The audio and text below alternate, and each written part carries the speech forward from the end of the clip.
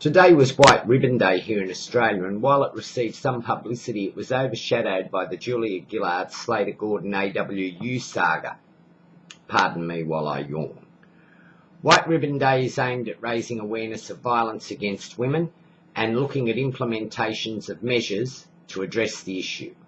As a person who grew up in a household where domestic violence was prevalent and who had other family members who lived in domestically violent situations, I feel somewhat saddened that dirty, filthy politics on both sides of the political spectrum took the focus away from a day that is vitally important.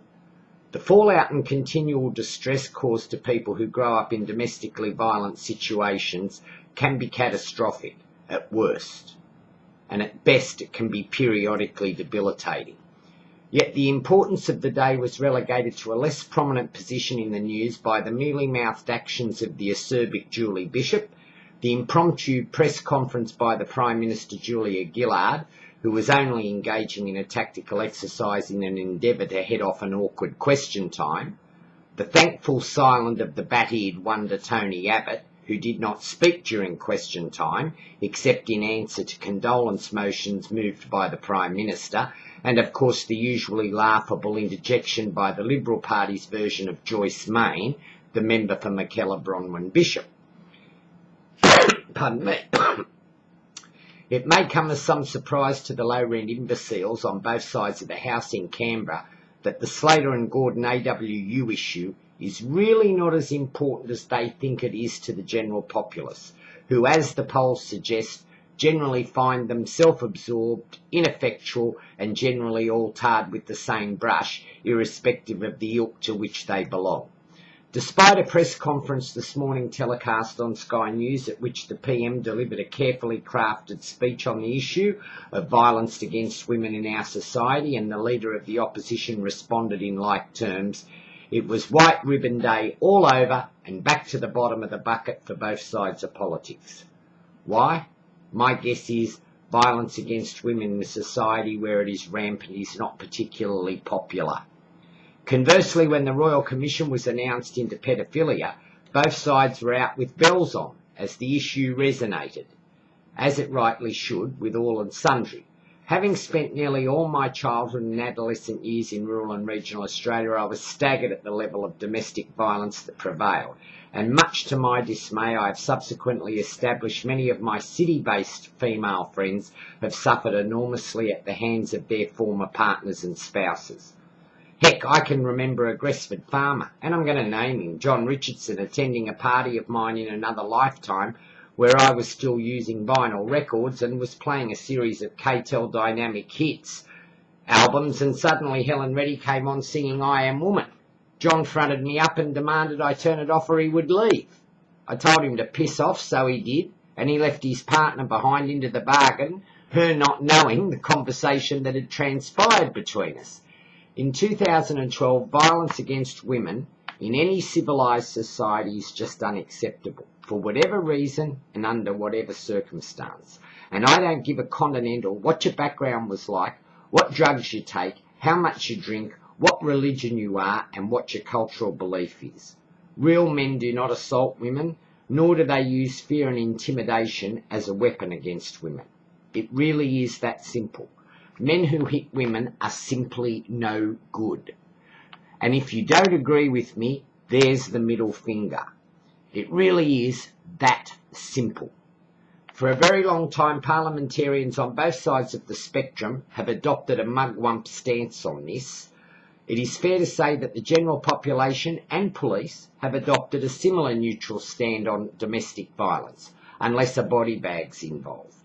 How often have you heard statements like, oh, don't get involved, she'll only go back to him anyway, or she'll only turn on you?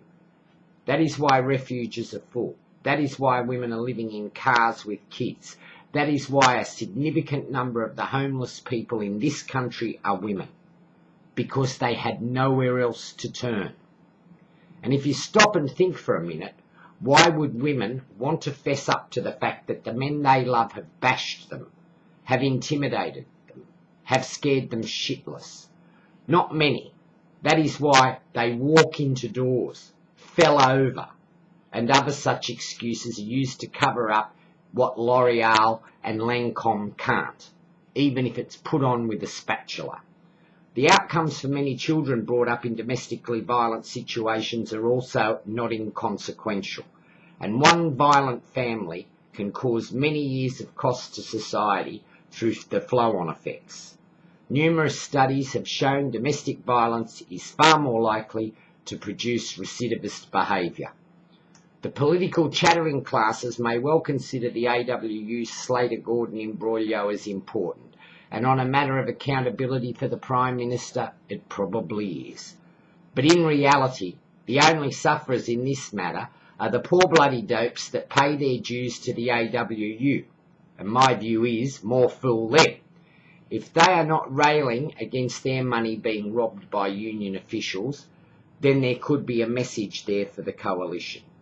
So perhaps the coalition may have thought they did well in question time today, as Julie Bishop wasted every question, all 10 they got to ask, from the opposition on the AWU Slater and Gordon issue. And the questions were so deadpan, Bishop did not manage to knock the skin off a rice pudding. She was quite frankly as useless as an arse pocket in a singlet. Were the questions leading up to the opposition dropping a bombshell before the end of this, the final sitting week of Parliament, or were they all piss and wind? If the latter's true, they are going to become a laughing stock and on the end of a snap election before Parliament resumes in February.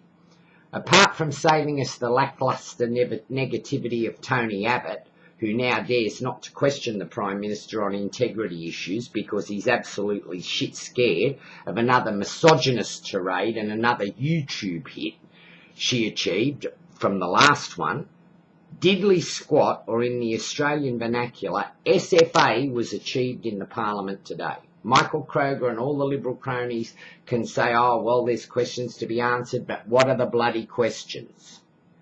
The only interesting segment was poor bloody Bronnie's failed point of order attempt, which was some sort of septuagenarian raunt on a massive scale. Wouldn't it have been much better if both sides of the House had asked questions today of what steps can be taken to stem domestic violence, violence against women, what steps the government is going to take to address domestic violence issues and violence against women, and what the federal government can do at a COAG level to address domestic violence and violence against women, and get the states to act in concert with them on a matter that is of vital importance. Not likely. That would have been serving the electorate. For a day as important as White Ribbon Day and the issue that it stands for to be sidetracked by petty politics is just an incredible indictment on both sides of the House. Even the Dorothy Dixes from the government to various ministers were pathetic. Get with the program, guys.